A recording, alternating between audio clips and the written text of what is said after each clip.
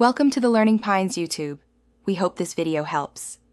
In this video, I will explain how to fill out Form 1041 for a decedent's estate.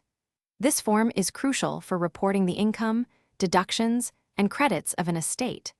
You'll need to file it if the estate's gross income is $600 or more, or if a beneficiary is a non-resident alien. It helps fiduciaries manage the estate's tax obligations accurately.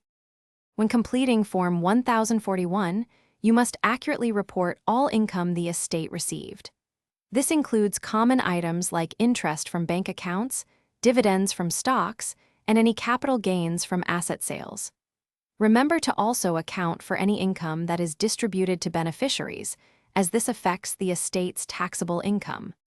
Form 1041 allows you to claim various deductions that can reduce the estate's taxable income.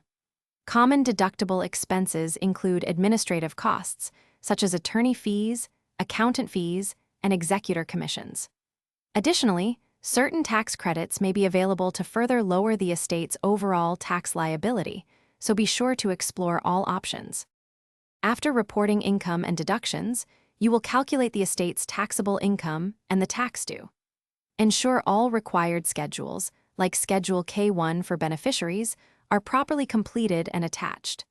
The filing deadline for Form 1041 is generally April 15th, so plan accordingly to avoid penalties and ensure timely submission to the IRS. Thanks for watching. Consider subscribing if we helped you.